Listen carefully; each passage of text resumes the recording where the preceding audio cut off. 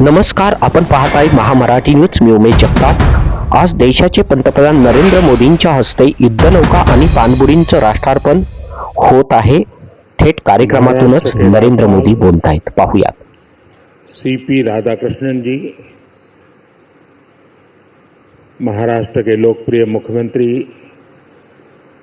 देवेंद्र फडणवीस जी,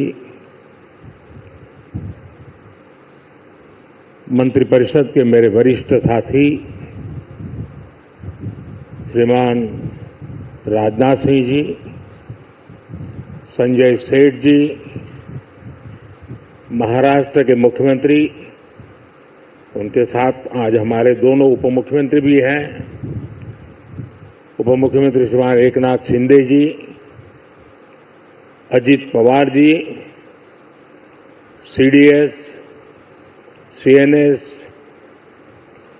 navy के सभी साथी, मझगांव डॉकयार्ड में काम करने वाले सभी साथी, अन्य अतिथिगण, देवी और सज्जनों, 15 जनवरी के दिन को आर्मी डे के रूप में भी मनाया जाता है. देश की रक्षा के लिए अपना जीवन समर्पित करने वाले प्रत्येक जाबाज को मैं नमन करता हूं. मां भारती की रक्षा में जुटे हर वीर वीरांगना को मैं आज के दिन बधाई देता हूं. साथियों, आज भारत की समुद्री विरासत, नेवी के गौरवशाली इतिहास और आत्मनिर्भर भारत अभियान के लिए भी बहुत बड़ा दिन है. छत्रपति शिवाजी महाराज ने भारत में नौसेना को नया सामर्थ्य दिया था, नया विजन दिया था. आज उनकी इस पावन धरती पर 21वीं सदी की नेवी को सशक्त करने की तरफ हम एक बहुत बड़ा कदम उठा रहे हैं. ये पहली बार हो रहा है जब एक डिस्ट्रॉयर, एक फ्रिगेट और एक सबमरीन, तीनों को एक साथ कमीशन किया जा रहा है. और सबसे गर्व की बात कि ये तीनों frontline platforms made in India है. मैं भारतीय नौसेना को, इनके निर्माण कार्य से जुड़े सभी साथियों को, इंजीनियर्स को, श्रमिकों को और पूरे देश को बधाई देता हूं. साथियों, आज का एक कार्यक्रम हमारी गौरवशाली धरोहर को भविष्य की आकांक्षाओं से जोड़ता है. लंबी समुद्री यात्राएं, commerce, naval defence, ship industry, इसमें हमारा एक समृद्ध इतिहास रहा है.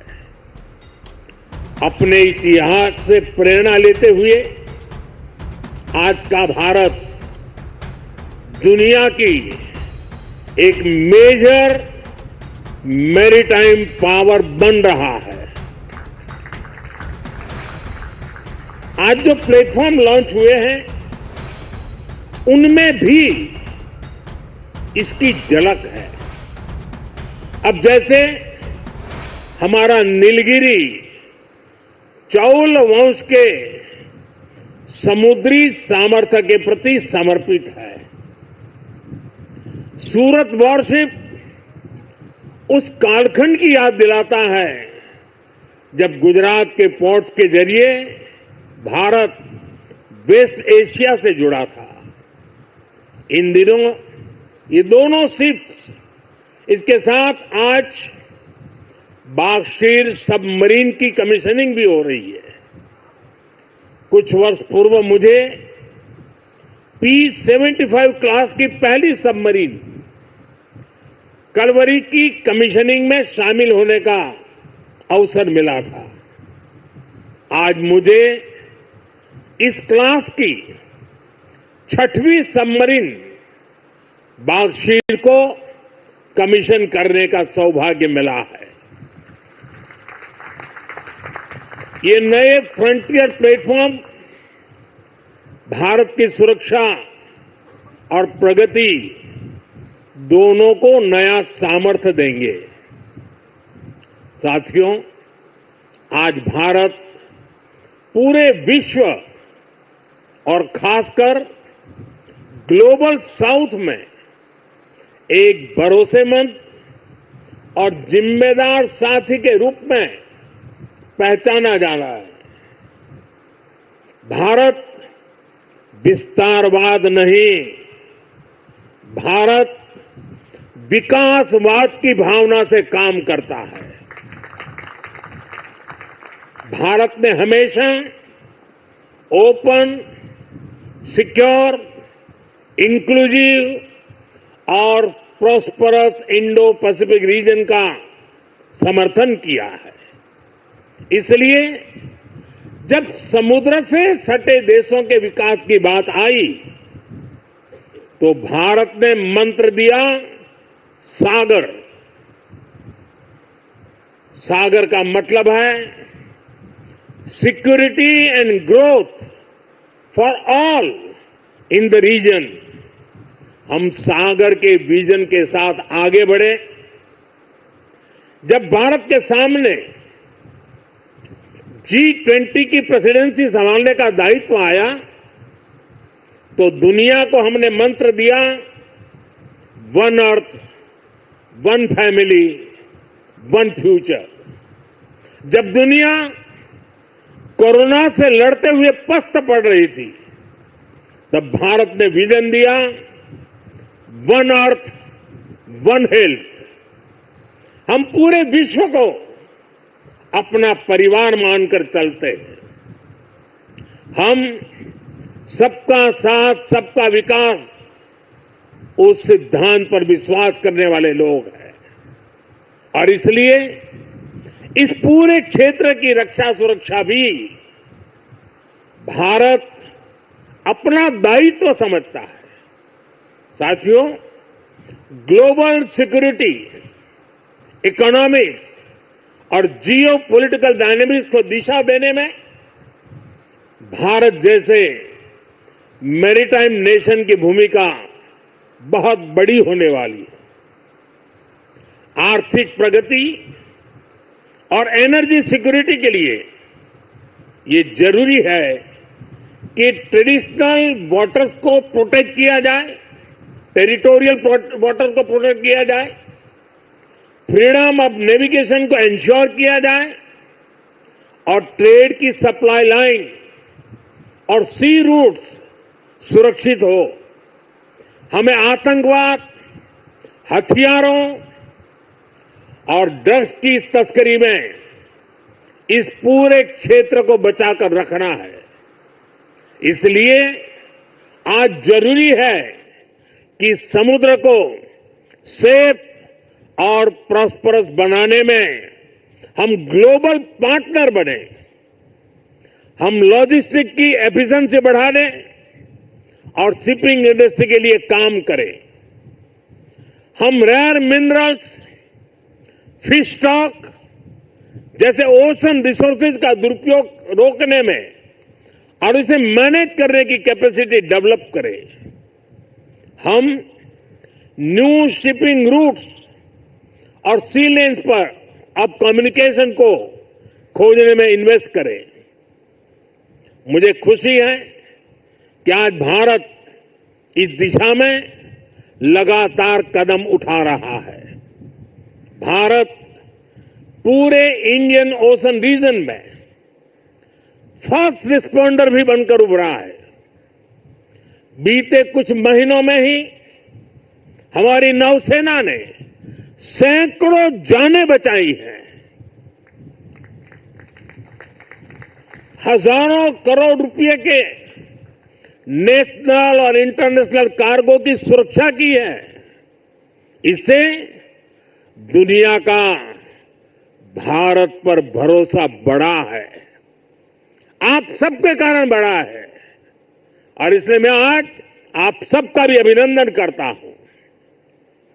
भारतीय नौसेना, कोस्ट गार्ड, उन पर यह लगातार भरोसा बढ़ता जा रहा है।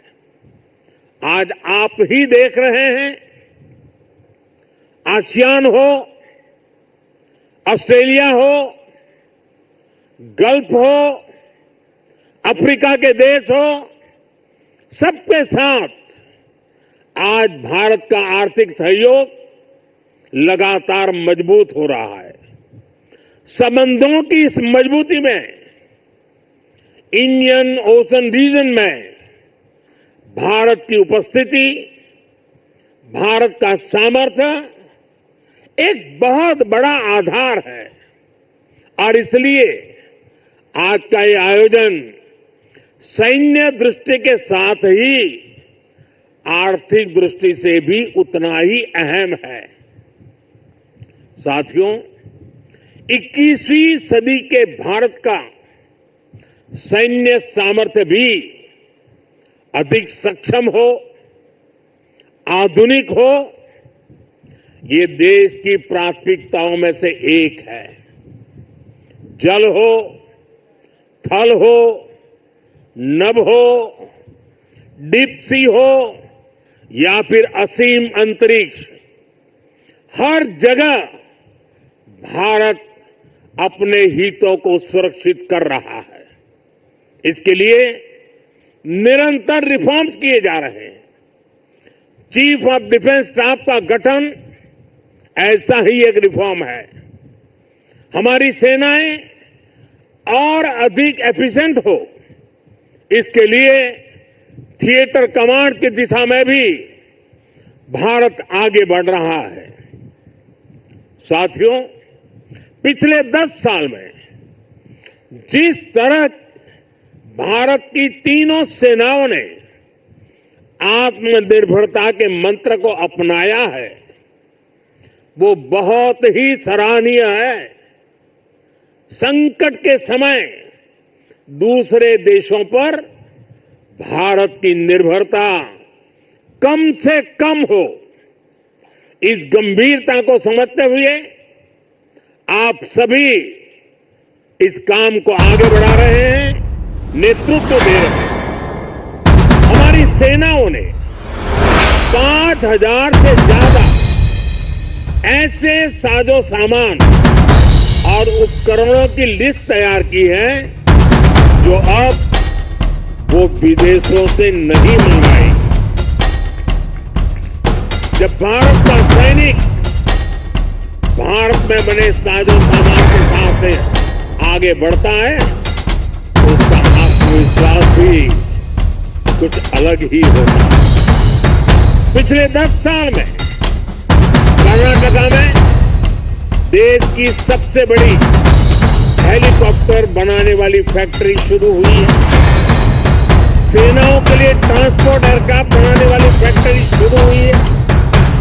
तेजस फाइटर प्लेन के भारत की साख को आसमान की नई ऊंचाई पर पहुंचाया है।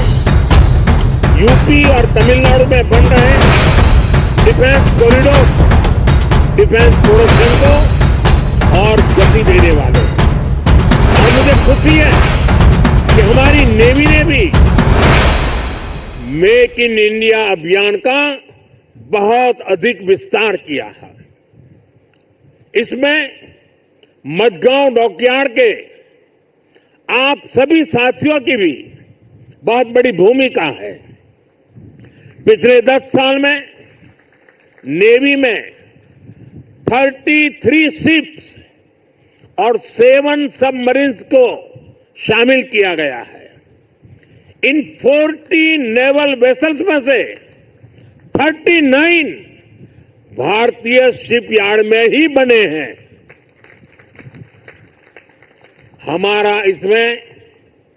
हमारा भव्य विराट आईएनएस विक्रांत एयरक्राफ्ट कैरियर और आईएनएस अरिहंत और आईएनएस अरिघात जैसी न्यूक्लियर सबमरीन भी शामिल है।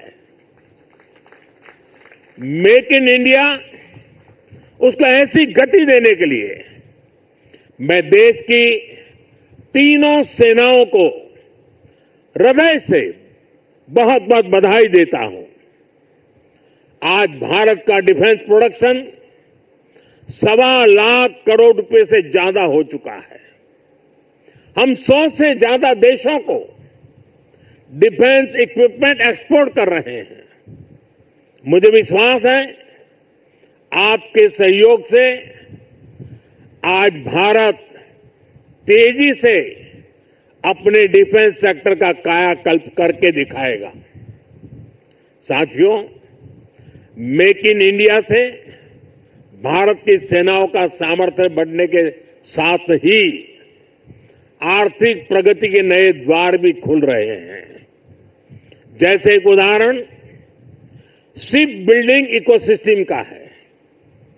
आप में से बहुत से लोगों को पता होगा, एक्सपर्ट भी कहते हैं शिप बिल्डिंग में जितना इन्वेस्ट किया जाए उसका 2 गुना पॉजिटिव इंपैक्ट इकोनॉमी पर पड़ता है। यानी अगर हम शिप बिल्डिंग में 1 रुपये लगाते हैं तो इकोनॉमी में 1 रुपया 82 पैसे के आसपास सर्कुलेशन होता है। अब सोचिए, अभी देश में 60 बड़े शिप्स अंडर कंस्ट्रक्शन है। इनकी वैल्यू 1.5 लाख करोड़ रुपए के आसपास है। यानी इतना पैसा लगाने से करीब 3 लाख करोड़ रुपए का सर्कुलेशन हमारी इकोनॉमी में होगा। और रोजगार के मामले में तो इसका 6 गुना मल्टीप्लायर इफेक्ट होता है। जहाजों का ज्यादातर सामान, ज्यादातर पार्ट्स देश के एमएसएमई से ही आता है। इसलिए अगर 2000 वर्कर एक जहाज बनाने के काम में लगते हैं तो दूसरी इंडस्ट्री में जो एमएसएमई सप्लायर है उस एमएसएमई सेक्टर में करीब 12,000 रोजगार बनते हैं। साथियों, आज भारत दुनिया की तीसरी बड़ी इकोनॉमी बनने की तरफ तेजी से आगे बढ़ रहा है। हमारी मैन्युफैक्चरिंग, हमारी एक्सपोर्टिंग कैपेसिटी भी लगातार बढ़ रही है। आने वाले सालों में सैकड़ों नए शिप्स की, नए कंटेनर्स की जरूरत भारत को होगी। इसलिए पोर्ट लेड डेवलपमेंट का मॉडल हमारी इकोनॉमी को गति देने वाला है, रोजगार के हजारों नए मौके बनाने वाला है। साथियों, इस क्षेत्र में कैसे रोजगार बढ़ रहा है, इसका एक उदाहरण सी फेरर्स की संख्या भी है। 2014 में भारत में सी फेरर्स की संख्या 1.25 लाख से भी कम थी। आज ये 2 गुने से भी अधिक बढ़कर लगभग 3 लाख तक पहुंच चुकी है। आज भारत सी फेरर्स की संख्या में विश्व में टॉप 5 में आ गया है।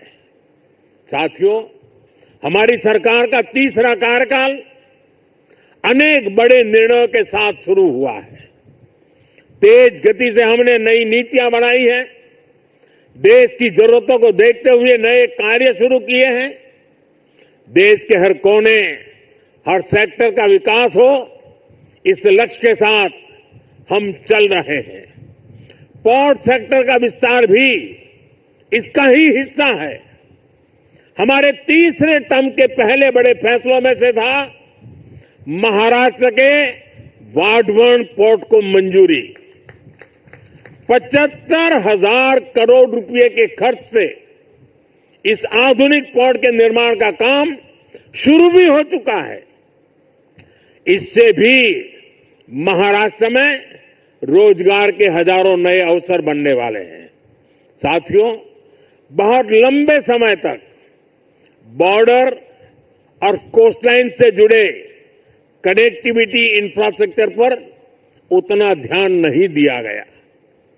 बीते 10 सालों में इसके लिए भी अभूतपूर्व काम हुआ है। 2 दिन पहले ही मुझे जम्मू कश्मीर में सोनमर्ग टनल का लोकार्पण करने का अवसर मिला है। इससे करगिल, लद्दाख जैसे हमारे सीमावर्ती इलाकों तक पहुंचना उसमें बहुत आसानी होगी, सुलभ होगी।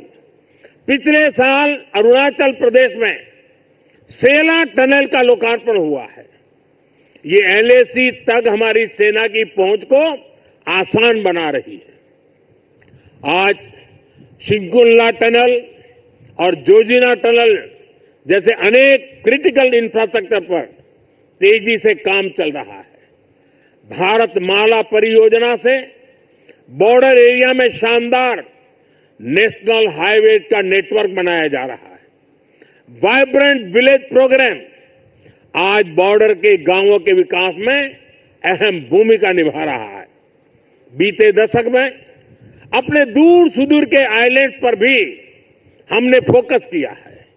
जहां कोई भी नहीं रहता, उन आइलैंड्स की भी रेगुलर मॉनिटरिंग की जा रही है। इतना ही नहीं, अब उस आइलैंड की नई पहचान भी बनाई जा रही है, उन्हें नया नाम दिया जा रहा है। इतना ही नहीं, हिंद महासागर में समुद्र तल पर भी जो समुद्री पर्वत या सी माउंट है, उनका भी नामकरण किया जा रहा है। पिछले साल भारत की पहल पर इंटरनेशनल संस्था ने 5 ऐसे स्थानों को नाम दिए हैं। हिंद महासागर में अशोक सी माउंट, हर्षवर्धन सी माउंट, राजराजा चोल सी माउंट, कल्पतरु रीज और चंद्रगुप्त रीज भारत का गौरव बढ़ा रहे हैं। साथियों, हम सब जानते हैं भविष्य में असीम अंतरिक्ष और डीप सी दोनों का कितना महत्व है। इसलिए आज स्पेस और डीप सी दोनों जगह भारत अपनी क्षमताओं को बढ़ा रहा है। हमारा समुद्रयान प्रोजेक्ट वैज्ञानिकों को समंदर में 6,000 मीटर की उस गहराई तक ले जाने वाला है जहां कुछ ही देश पहुंच पाए हैं। यानी भविष्य की किसी भी संभावना पर काम करने में हमारी सरकार कोई कसर बाकी नहीं छोड़ रही है। साथियों, 21वीं सदी का भारत पूरे आत्मविश्वास के साथ आगे बढ़े, इसके लिए ये बहुत जरूरी है कि हम गुलामी के प्रतीकों से भी मुक्त हो। और हमारी नौसेना ने इसमें भी नेतृत्व दिखाया है।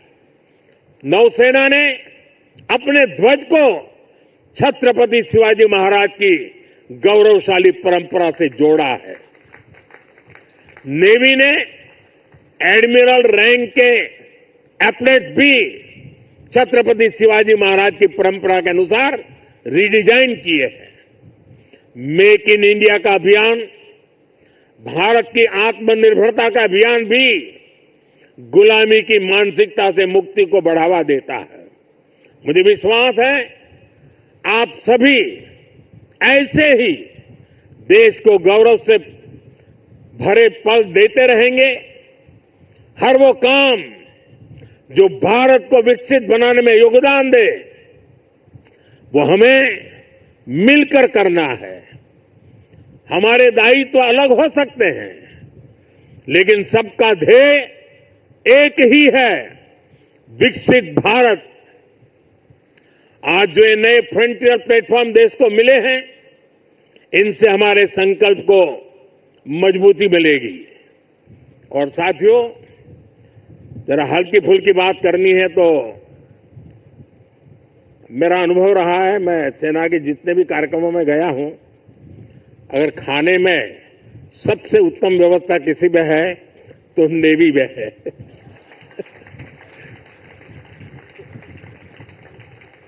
विविधताओं से भरपूर। अब आज उसमें सूरत सिप जुड़ गया है और हम लोगों को एक कहावत मालूम होगी, बड़ी पॉपुलर कहावत है, और मैं कैप्टन संदीप को कहूंगा कि इस बात को जरा गौर से सुने। वो कहावत है, सूरत का जमण और काशी का मरण। यानी सूरत का जो भोजन होता है वो उतना ही महान होता है, श्रेष्ठ होता है। अब जब सूरत लॉन्च हो रहा है तो मुझे विश्वास है कैप्टन संदीप सुरती खाना भी लोगों को खिलाएंगे। साथियों, ये बहुत ही उत्तम अवसर है।